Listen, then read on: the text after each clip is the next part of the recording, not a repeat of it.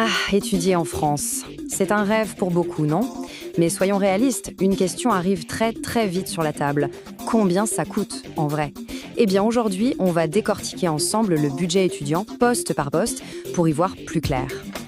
Pour répondre à cette fameuse question, on va absolument tout passer en revue. Le logement, bien sûr, mais aussi les courses, les transports, les frais administratifs et même les loisirs. Accrochez-vous, on va faire parler les chiffres. Alors, pour que tout soit bien clair, cette analyse se base sur les chiffres officiels de 2024, ceux de Campus France. Et leur message, il est limpide. Le coût de la vie pour un étudiant en France, ça dépend avant tout d'une seule grande décision, Paris ou ailleurs. C'est ce choix qui va déterminer quasiment tout le reste. Allez, on attaque tout de suite avec le plus gros morceau, celui qui pèse le plus lourd dans la balance et qui structure tout le budget, le logement. C'est simple, si on arrive à bien maîtriser ce coût-là, on a déjà fait une énorme partie du chemin. Commençons par l'option la plus abordable, les résidences du Crous. C'est l'organisme public qui gère le logement étudiant. Et là, même pour ces logements qui sont subventionnés, on voit tout de suite un premier écart de prix entre la région parisienne et le reste du territoire. Maintenant, si on regarde du côté des résidences étudiantes privées, là, l'écart de prix devient vraiment frappant. Le loyer minimum à Paris est quasiment le double de ce qu'on peut trouver en province. C'est vraiment à partir de là que les budgets commencent à prendre des trajectoires très, très différentes. Et si on pousse jusqu'au studio dans le parc privé, l'écart est encore plus flagrant. La différence peut se chiffrer en plusieurs centaines d'euros chaque mois. Le choix de la ville d'études a donc un impact direct et, disons-le, massif sur le premier poste de dépense. Et attention, petit point de vigilance, le premier mois, le budget est toujours un peu plus serré. Il faut bien penser à provisionner le dépôt de garantie, c'est souvent 1 voire 2 mois de loyer à avancer, et puis l'assurance habitation. C'est une dépense annuelle, mais elle est obligatoire. Bon, une fois qu'on a un toit sur la tête, il faut bien vivre. On passe donc aux dépenses du quotidien. Et là, 2 piliers se dégagent. Ce qu'on met dans son assiette et comment on se déplace. Pour l'alimentation, c'est le même constat. Faire ses courses à Paris coûte en moyenne 15% plus cher qu'en province.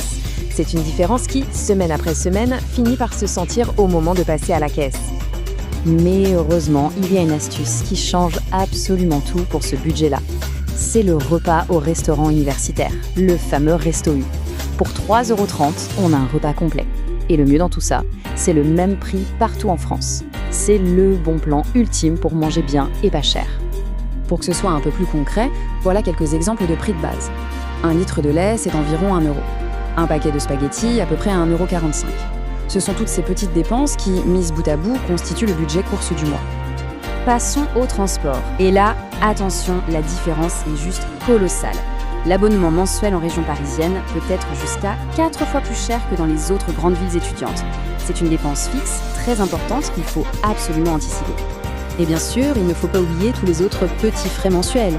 L'abonnement internet, le forfait de téléphone, qui pour le coup peut être très économique en France, la mutuelle santé, et puis tout ce qui concerne l'hygiène et l'entretien de son logement. Ok, on a fait le tour des dépenses mensuelles, on passe maintenant à des frais d'une autre nature. Ceux qu'on ne paie qu'une fois par an ou juste en arrivant, mais qui sont totalement obligatoires. Ce sont les frais administratifs. On peut en retenir 3 principaux. D'abord, la CVEC, c'est une contribution annuelle pour la vie de campus. Ensuite, pour les étudiants internationaux, il y a des frais pour valider le visa à l'arrivée et plus tard pour renouveler le titre de séjour. La bonne nouvelle, c'est que ces tarifs-là sont fixes, peu importe où on étudie en France. Bon, on a beaucoup parlé de factures et de dépenses obligatoires, mais la vie étudiante, c'est aussi fait pour s'amuser, sortir, découvrir. Alors, il faut prévoir quoi comme budget pour profiter un peu de la vie culturelle et sociale? Et là, c'est une plutôt bonne surprise. Pour les loisirs, les différences de prix entre Paris et la province sont beaucoup moins marquées. Une place de cinéma, une entrée au musée,